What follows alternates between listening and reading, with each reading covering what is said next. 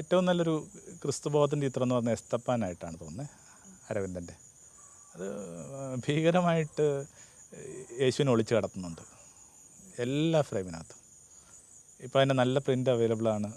Christmas കാലത്ത് ചെയ്യാവുന്ന ഏറ്റവും നല്ലൊരു പാതിരാ കുർബാന എന്ന് പറയുന്നത് എസ്തപ്പനിരുന്ന് കാണാമെന്നുള്ളത്.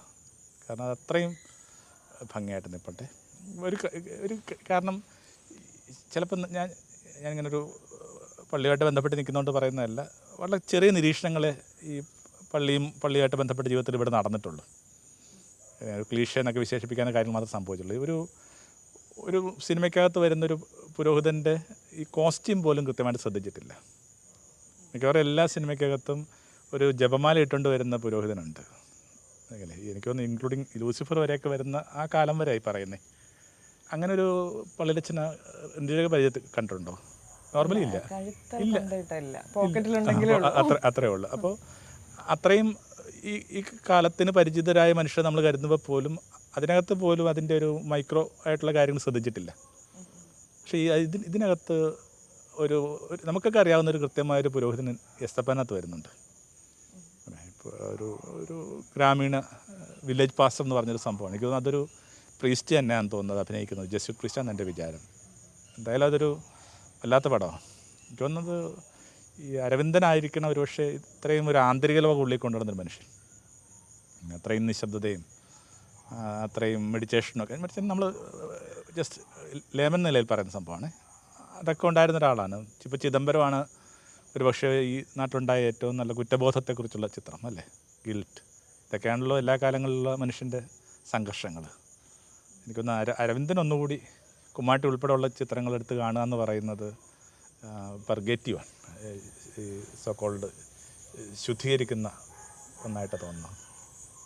എനിക്കൊന്ന് അലയുന്ന ഒരു വ്യക്തിയാണ് എസ്തപ്പാൻ. അതിൽ അലഞ്ഞു നടക്കുന്ന ഒരാളാണ്. ഈ നമ്മൾ യേശുവിലേക്ക് വരുമ്പോഴും അങ്ങനെ തന്നെയാണല്ലോ. നമ്മൾ എപ്പോഴും വീട് കിട്ടിയില്ല, വഴിയിൽ ഇത് ചെയ്തു എന്ന് പറയുന്നത് അതിനൊരു ദൈന്യത കൽപ്പിച്ചു കൊടുക്കാറുണ്ടെന്ന് എനിക്ക് തോന്നിയിട്ടുണ്ട്.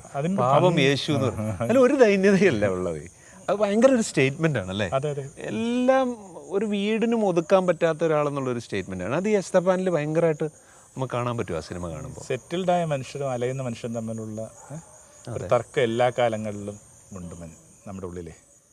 അപ്പോൾ വസ്തുത്തിൽ അലയുന്നവരുടെ ധൈര്യവും അവരെ കാത്തിരിക്കുന്ന അനുഭവങ്ങളും എന്നൊക്കെ പറയുന്ന ഒന്നിൻ്റെ പേരാണ് യേശു എന്ന് പറയുന്നത് അല്ലേ, ശരിക്കും അതല്ലേ. അപ്പോൾ അതുകൊണ്ട് തന്നെ ചിലപ്പോൾ കൺവെൻഷൻ അല്ലെന്ന് തോന്നുന്ന ചില കാര്യങ്ങൾക്കകത്തും നമുക്ക് താല്പര്യമുണ്ട് അവരെങ്ങനെയായിരിക്കും ജീവിക്കുന്നതെന്നൊക്കെ അറിയാനൊക്കെ ആയിട്ട്.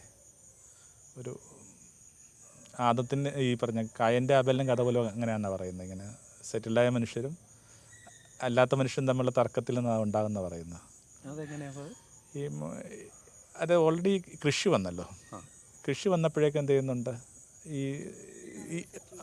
ഇതായിട്ട്. കാരണം ഇയാളുടെ തലവരയായിട്ട് പറയുന്നത് നീ അലയുന്നവനായിരിക്കും എന്നുള്ളതാണ്. ഓക്കെ, അങ്ങനെയാണ് ലാസ്റ്റ് അങ്ങനെയാണ് ദൈവം അയാളുടെ അടുത്ത് പറയുന്നത്.